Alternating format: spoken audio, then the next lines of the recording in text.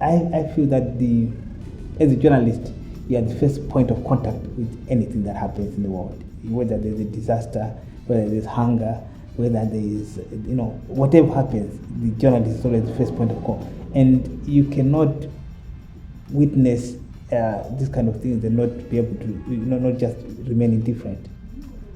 I think journalism is a call to duty. It is a calling, like priesthood, like every other calling, and it demands that we do more than just report. By and large, I think a journalist should be an activist at heart, because you see things happening, you see corruption, you see a lot of injustice happening, and if you just report it and not do anything and not effect any change, then I think you are doing a disservice to the profession.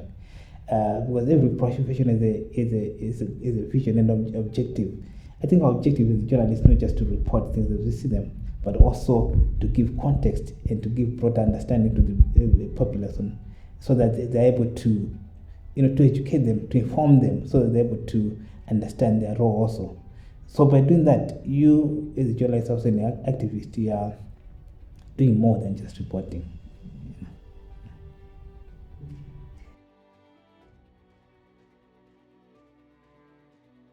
People can be good, people can look good, can sound good, but we've learned from history that it will take a revolution a revolution in terms of changing the mindset, a revolution in terms of upending the economy, a revolution in terms of upending even the politics for us to move this country forward. And when you listen to all these candidates currently offer, what they're offering is just business as usual. There's nothing different, nothing that is out of the ordinary. So if any of these 17 candidates become president today, it will still be doing the same thing over the next 5 years. Every country moves forward based on the leadership that it has, and we've seen it in history. History has been a very kind and generous teacher. If you look at Singapore, China, you look at Thailand, every other country that has moved itself from poverty is a result of just one person that just decided that this is enough. We have to change the way we think. We have to change the way we do business. Let's take this path and move this country forward. So, at this juncture in the history of this country, we need a leadership that is able to think outside the box, and that will drive this country, in the shortest possible time possible, without really compromising civil liberties, social liberties. When you look at history, there are so many lessons that we can pick up from the way Singapore, the way China, revolutionized its agriculture sector by empowering small-scale farmers. You look at the examples of Thailand. You look everywhere you look outside the world, you are able to see many lessons, and we can pick any one of those lessons and implement them on a larger scale. But here we are, what you call cosmetic. We do things just to impress, just to create the impression that we're doing something. For example, I'll give you an example of the mega farms, which is the main campaign tactics that the FCB government is using. When you look at what that has done, or if that has been implemented, if they've done it right, by just doing 3-4 mega farms and just implement them across, that would not really revolutionize the country, but that would at least set a path forward for this country, because agriculture is the mainstay of this country. There's a lot of goodwill out there, people that are willing to support us to be able to create infrastructure in the agriculture sector. But because it is cosmetic, people see through the lies. They know that we're just using this as a campaign gimmick. So for me, the revolution would mean that we have the right intentions, but then we are able to, to put our plans into action. Malawi is known as a country that has some of the most beautiful policies on the whole of the continent, like across Africa. because some of the countries come to Malawi to learn, because we are really good at meetings and policing and putting, but those things just sit in Capitol Hill and but every day, you go to BICC today, you go to Crossroads, there are meetings every single day, meetings about this, meetings about that. But like I wrote in one of my articles, what we need to do as a country, is to stop all these meetings and just close shop and just hold one national dialogue on that will respond to this question: why are we poor? And if we are able to answer that question, everything else will fall into place. Because if we say we're poor because our education system is broken, or because our health system is broken, because our agriculture system is incongruent, then we're able to find solutions that are in cohesion, and that will be able to kind of create a synergy towards a solution. But right now, everyone is working in isolation, and there are so many meetings that are trying to figure out a way of developing this country. But those small meetings on a daily basis are not speaking to each other, not talking to each other. There is no national dialogue on how we should be able to develop as a country. Because the health sector has their own solutions. The agriculture sector, even within the agriculture sector, there are 20 different players that are not even talking the same language. They're not talking to each other. How do you hope to develop with that kind of scenario, that kind of mentality? It's like a Tower of Babel. Everyone's speaking their own language, and there is no synergy. And that goes back to leadership, because there's a lack of leadership. There's a lot of leadership at the top. So there's a lack of vision even at that level, at that government level. So revolution does not really mean that people coming up in arms and going to the streets now. It's revolution of the mind. It's we have to change our mentality on how do we create a system that works for this country, and that starts with answering that question: why are we poor? And then the solution will come from there.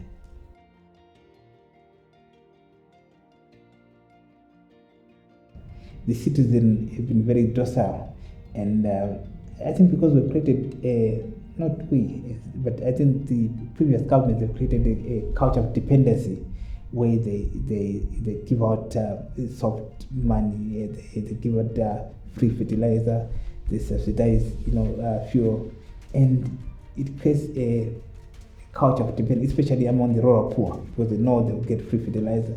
They know they'll get what do we call it?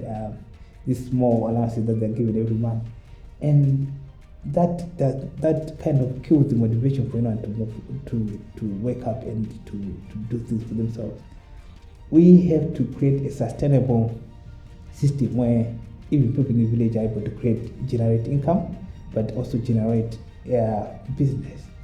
That's the only way we can deal with this country, is if everyone is involved in some kind of business, in some kind of income generating activity, and so that even in the villages, on a very small scale, money is able to circulate. And that is what the economy is. If somebody grows onions and sells it to their neighbor sells tomatoes, and that generation of income and business, that's what drives an economy from the bottom up. So we have not been able to stimulate growth from the bottom up, and but that is largely because we have had governments that do not think that have not been taken their role seriously. So it goes back to this question of what is the role of the state. The role of the state is, like I said, it's a social contract. We, the people, have surrendered some of our power to the state. In return, to the state providing social amenities and ensuring that we have the basics, and that they create an environment where people are able to exercise their most basic rights: the right to life, liberty, and the pursuit for happiness. So these are the very key. They do not put there accidentally. That everyone should be able to enjoy those basic rights, And for them to enjoy those basic rights, the state has to create a conducive environment to allow those people to exercise those rights. So the state has not been able to state, like the government since 1994, has not been able to create that conducive environment that allows people to enjoy and exercise their basic rights.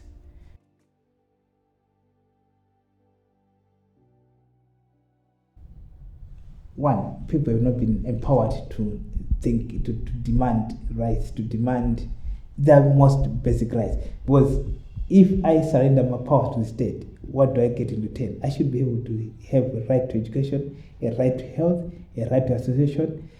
But when you look at things the way they are, I cannot claim my right to health and I go to the hospital and there are no medicines. Yet I pay taxes on a daily basis. So we should be able to demand that from the state, because it's not a favor that the state is doing me. If I go to the hospital and I get medicine, the state did not do me a favor. It's my right, because I've surrendered some of my rights to the state, and I've surrendered. I pay taxes every month to the state in return for those services, for those amenities. If my kid cannot be able to go to a public school and there's no teacher because the teacher has not been paid, or because there are no exercise books, or the school demand that these kids pay some amount to be able to, whatever the amount they call them, then they're infringing on my rights as a citizen. So it's a combination of everything. And also, yes, historically, I think Malawi has been too docile. Comes from the 30-year rule of the MCB government that created a very docile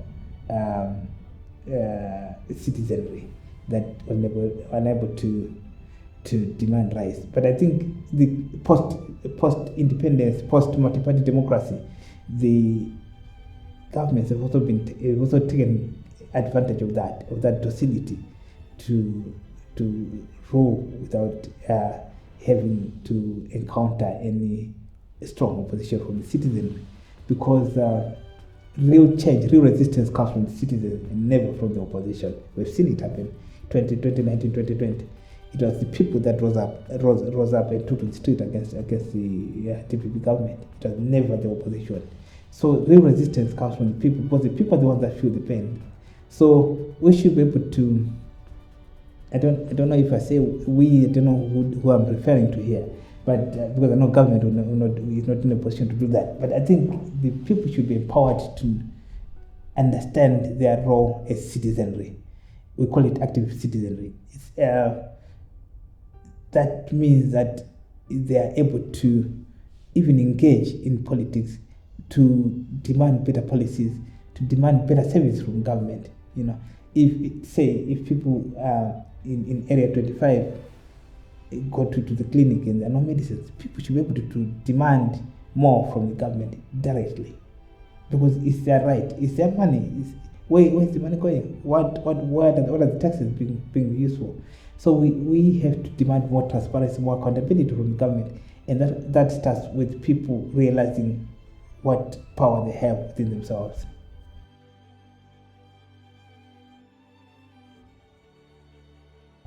Because I realize that we have a bigger duty as citizens, especially for those of us that are in a position to articulate issues and that are in a position to have a broader audience and a broader platforms.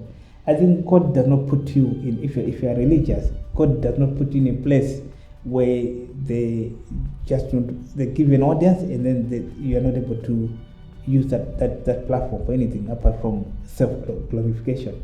I think you should be able to use whatever platform you are given for the greater good, and that greater good entails that you have a duty to speak for the people that you not represent, but the voices that people out there that have no voices. When you interact with people every day in the minibuses, on the street, in the barber shops, in the salons, people are disillusioned, people are disenfranchised, people are angry, and they do not have the platform because we have created a system where we do not listen to the people. Every time, even when we want an opinion about the issues that are happening in the country, we always speak to political analysts, we always speak to the people up here. But who speaks for the people down there? And those are the people that live with these issues every day. There's so much hunger, there's so much, disease, there's so much happening. Yet those people are just ignored and they have no voice. And for some of us that are able to interact with those people, I think we have a duty. Like I said, as a journalist, I'm the first point of call. I see this every day because I'm always out in the field. I speak to people and I hear their stories. And I cannot just hear the stories and just put them away. I think I have a greater duty to kind of amplify those voices and to ensure that those voices are heard. And so sometimes when I write, I'm not writing for me. No, actually not sometimes. Every time I write, I'm not writing for me because I don't think I have that mandate to speak for myself. So I think when I speak for the people whose voices are here, the people that I interact with. So those are, and I think every one of us that are in a position of power, that are in a position where we have platforms we should be able to amplify the voices that are unheard.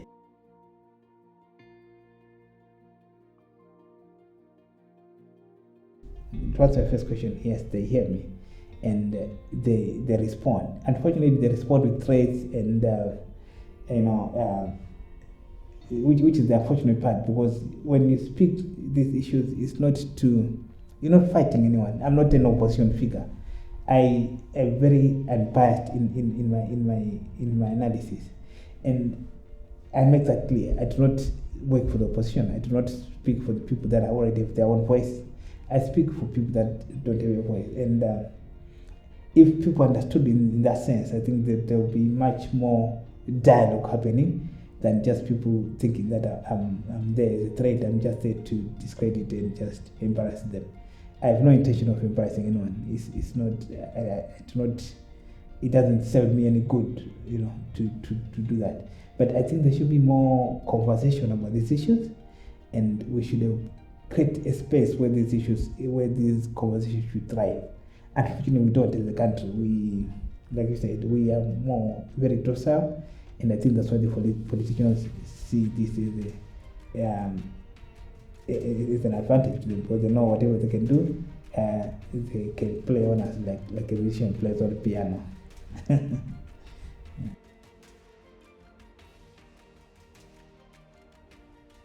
I'll respond to that question by giving an example of what happened in China.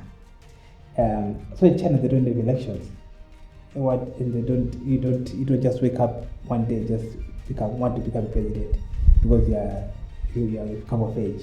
So what happens in China is they select people within the Communist Party, and you are groomed into leadership over the whole career. So you are indoctrinated and you understand what it means to be a leader. So by the time you become president, you know what the vision and what the goal of the country is. You are not just there to steal and loot and bring your own goals and visions into the presidency, which is the biggest problem with what we have now, because we change presidents every 5 or 10 years. But once the new government comes into place, they want to implement what they believe their own vision. Yet that's not the way it's supposed to happen. A government is its own machinery, which is independent of the politics. And we have to understand that. We have to make a clear distinction of government and the politics. Because we cannot change the system every 5 years and start afresh. We make progress in 5 years, and then the new government wants mega farms, and then there's a new government coming in, they want this, and then there's a new government. So we keep moving around in circles with no clear vision and no clear policy. A government machinery should be able to run regardless of what the president is.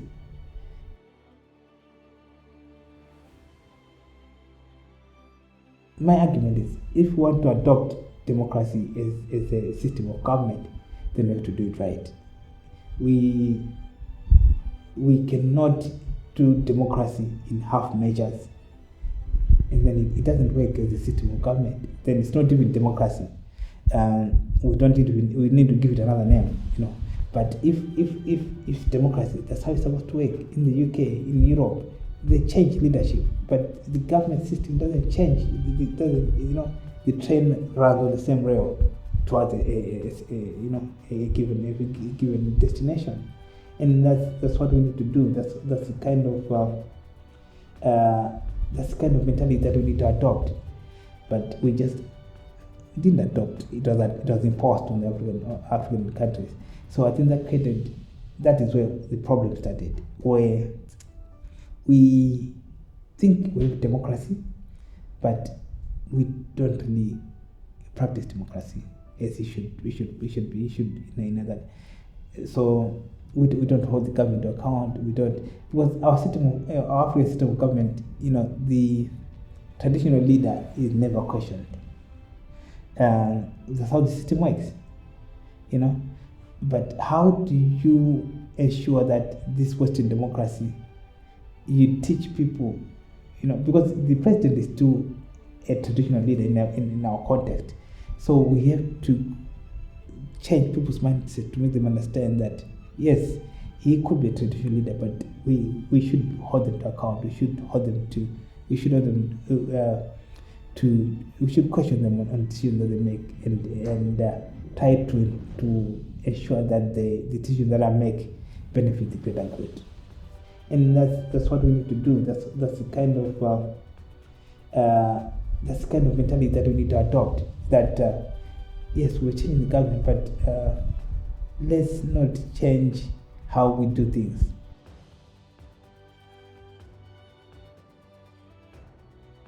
We have two presidents that failed in both their terms.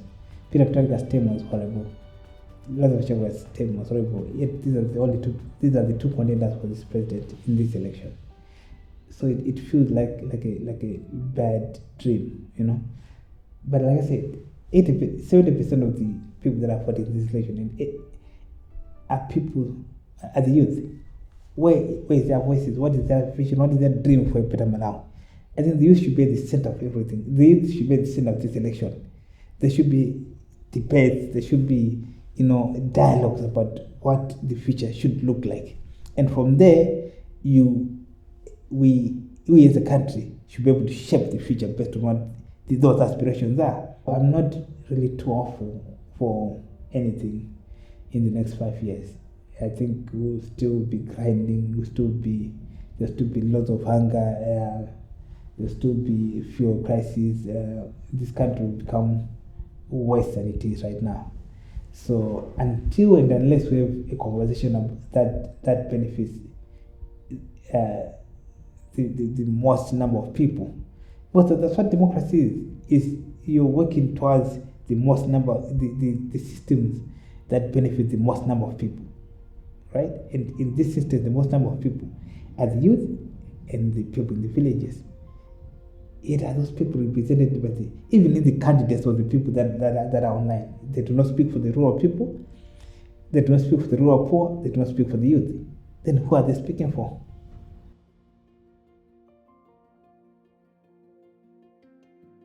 Everything that is the problem with Malawi starts and ends with leadership. When and hopefully we have a sensible leadership, then probably, like I said, everywhere where changes happened is because there was only one person. One person has been able to change the whole country and change the history of the whole country. It's happening in Burkina Faso. Just one person, 33 years old. One person has been able to, ensure that resources are adequately used. And right now the country is, same thing with Senegal. I was in Senegal recently. Just takes just one leader. It doesn't take your whole government, the whole system. Just one person to change the system. And that way, and hopefully for Malawi, I think not now, but probably in the next, in the not so distant future, because after this election, these old guards will be gone. And then we have probably a new leadership. And then maybe we can breathe a sigh of relief. we have to create a space where leaders are able to talk and express themselves and envy, dream of a better country. And that way, we create a peer system where, young people are able to encourage themselves outside the influence of the politicians, outside the influences of the politics, and in that space, they should be able to grow and mature and nurture each other. And that is the only way that this country can move forward.